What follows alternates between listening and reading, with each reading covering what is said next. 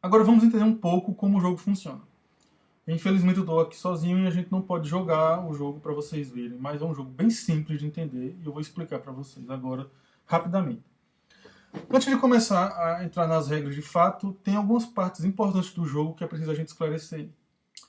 Primeiro, existem dois tipos de jogadores. Você pode jogar como pesquisador ou pode jogar como vírus. Quais são os objetivos de cada personagem? O pesquisador ele quer curar a doença, o vírus quer atrapalhar a pesquisa. Então, se você joga como pesquisador, você pode realizar o seu objetivo de duas maneiras diferentes. Ou concluindo as 7 missões do tabuleiro com sucesso, ou retirando todos os vírus do jogo. Existe uma regra para a gente fazer isso que eu vou explicar mais na frente. Se você é o vírus, você ganha o jogo se você conseguir fazer uma dessas duas coisas. Ou você exaure os recursos dos outros jogadores, ou seja, eles ficam sem dinheiro para pagar as missões, e assim eles não conseguem continuar a pesquisa e o vírus vence. Ou o vírus consegue se multiplicar o suficiente para que seja inviável continuar as missões. Em outras palavras, se você tem 5 vírus ao mesmo tempo no jogo, os vírus ganham. E eu vou explicar mais na frente como é que a gente adiciona vírus no jogo, porque no começo só tem um. Então, dito isto, o objetivo de cada jogador, nós vamos simular um pouco aqui, rapidamente, uma partida de vírus. Primeiro, a gente pega o baralho de personagens, embaralha e distribui entre os jogadores, para que cada jogador pegue uma carta e descubra se ele vai ser um dos 7 pesquisadores ou se ele vai ser o vírus no começo do jogo.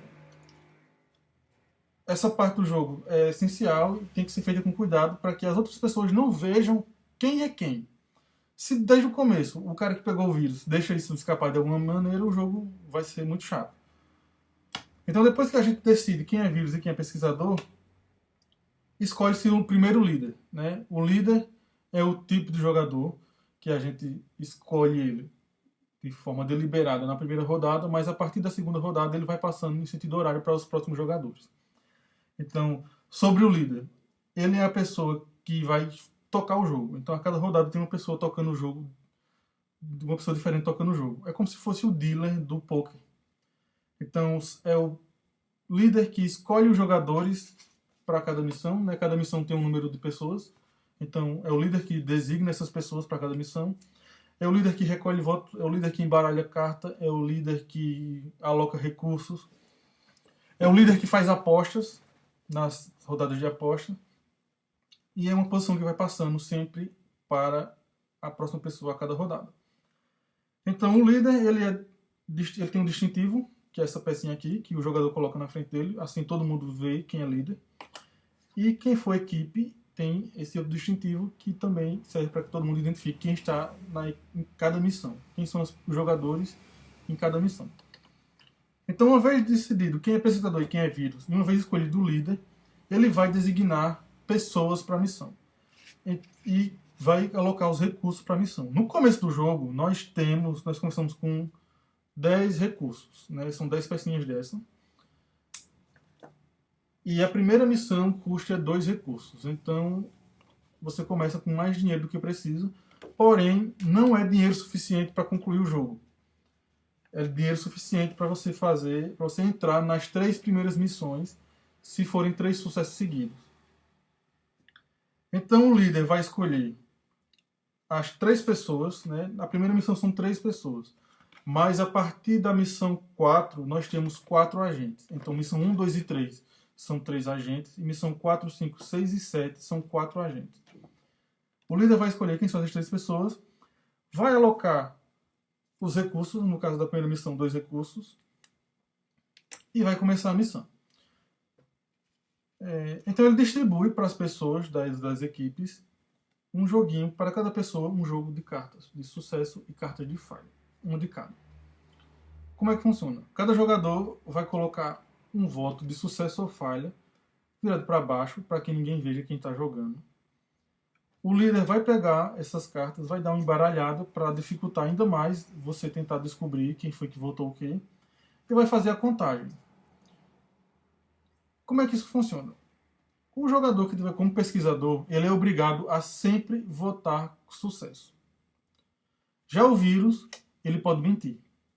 Ele pode colocar na primeira rodada um sucesso para ninguém desconfiar dele e depois começar a colocar falha, porque uma única carta de falha numa contagem de votos significa que a missão falhou. Então, se for uma missão de 4 pessoas, por exemplo, e você conseguir 3 sucessos e uma falha, então a missão falha. De todo jeito, só basta uma falha para que dê tudo errado. Então, os jogadores vão fazer a sua votação, o líder recolhe essas cartas, embaralha e faz a contagem e declara o resultado.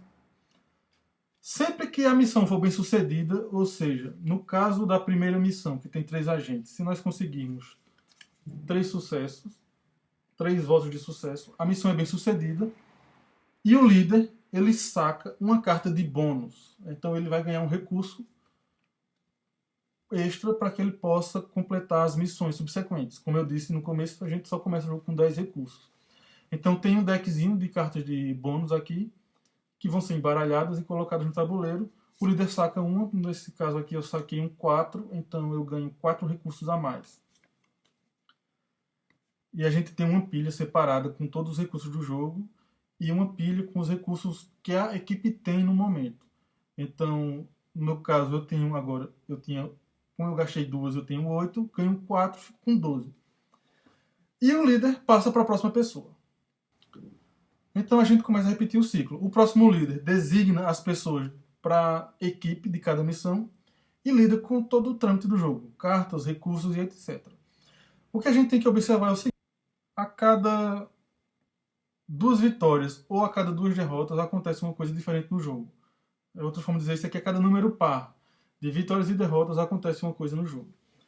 Quando nós temos 2 vitórias, o líder ele pode sacar 2 cartas de bônus. Então ele ganha bônus dobrado, vamos dizer assim, mas ele não dobra, ele tira 2 cartas. Então no caso, se eu tivesse aqui pegado mais as próximas 2 cartas do baralho, seria uma de 4 e uma de 6 recursos, né? Isso acontece sempre que tiver um número par de vitórias. O líder daquela rodada ele saca 2 cartas de recurso. Porém, se nós temos um número par de fracassos, se nós falhamos em missões 2 vezes, entra um novo vírus no jogo. E aí, as cartas que foram devolvidas, as cartas de personagens que foram devolvidas, são reembaralhadas e redistribuídas entre os jogadores. E aí é o mesmo processo da primeira rodada, com uma diferençazinha mínima, né? Se você na primeira rodada pegou o vírus e agora você pegou o pesquisador, você continua sendo vírus. Porém, um jogador que tenha pego pesquisador e receber agora vírus, ele vira vírus também. Se o jogador que era o vírus pegar vírus de novo, não tem problema. Ele não diz a ninguém, porque ninguém sabe. Então, todo mundo vai jogar, menos o vírus, que tem informação privilegiada. Todo mundo vai jogar pensando que tem 2 vírus no jogo, quando na verdade tem só um. E que pode ser bem engraçado também. Então, as cartas são novamente devolvidas. E aí tem uma regra extra, que é quando nós temos mais de um vírus em jogo. Depois que todo mundo devolveu as cartas de personagem, o líder vai conduzir uma parte do jogo, que é o seguinte: todo mundo fecha os olhos, o líder conta até 3. E aí, quem for vírus, abre os olhos. Porque os vírus se conhecem entre si. Um vírus sabe quem é outro vírus e sabe quem é pesquisador, né? Como a gente falou mais cedo, a mecânica base do jogo é uma unidade de desenvolvimento secreto. Então é uma unidade do jogo, um personagem que tem a informação crucial para que o jogo seja vencido. Então o vírus sempre sabe quem é vírus e quem é pesquisador. O pesquisador só sabe que ele é pesquisador, mas ele não sabe mais quem é pesquisador e quem é vírus. Ele tem que tentar descobrir. Então, quem for vírus, abre os olhos. O líder conta de novo até 3, para que todos fechem os olhos e abram os olhos depois de uma vez só, para que não dê para perceber quem foi o vírus naquela nova rodada. Então agora, se no caso de ter 2 derrotas, né, 2 fracassos, um número par de fracassos, então entra um vírus novo no jogo. Então isso fica se repetindo, né? O jogo é basicamente isso. É um ciclo onde a gente tem um líder que escolhe uma quantidade de pessoas para realizar as missões e lida com dinheiro. As pessoas votam na missão, se a missão vai ser sucesso ou vai ser um fracasso, dependendo dos personagens que elas estão interpretando. A cada 2 sucessos você tira 2 bônus, e a cada um sucesso você tira só um bônus, e a cada 2 fracassos entra um vírus novo no jogo. E aí, a cada vez que você fracassa, o jogo vai ficando mais difícil, por quê? Você perde dinheiro, você não ganha mais dinheiro, né? Quando você consegue um sucesso, quando a missão é bem sucedida, você ganha mais dinheiro. Mas quando a missão falha, você só fez gastar dinheiro para começar a missão. Então, o jogo fica mais difícil por quê? Se você perde, você fica com menos dinheiro.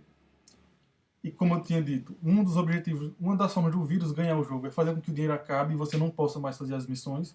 Se, por exemplo, você está na missão 3, que custa 4 recursos, e você só tem 3 recursos, os pesquisadores já perderam o jogo, porque eles não têm recurso suficiente para fazer a pesquisa. Então, quando você perde dinheiro, e a cada 2 perdas, a cada 2 derrotas, entra mais um vírus no jogo. Então o jogo fica mais difícil, porque agora você tem mais uma pessoa no jogo que está jogando contra todo mundo. E eles se conhecem, um vírus sabe quem é outro vírus, então eles podem trabalhar em equipe. Podem ter até 4 vírus ao mesmo tempo no jogo, que vai tornar ele muito difícil. Um 5º vírus, o jogo acaba porque é impossível, com 5 vírus em jogo, que tenha alguma missão que não tenha vírus. É muito difícil. Então não tem nem sentido continuar o jogo. Outra coisa que a gente tem que prestar atenção nos ciclos é o seguinte: sempre que eu perco uma missão, a missão foi um fracasso, eu repito ela. Né? Então, se eu fracassei na primeira rodada, eu fracassei a primeira missão, na segunda rodada a gente joga a primeira missão de novo. E joga ela até a gente conseguir vencer e passar para a segunda, ou até acabar o jogo de vez, porque eu tenho vírus demais ou acabou o dinheiro. E a cada vez que eu venço a missão, eu avanço para a próxima. Eu nunca retrocedo, eu nunca retrocedo missão. Ou eu fico repetindo a missão até conseguir, ou eu passo para a próxima missão.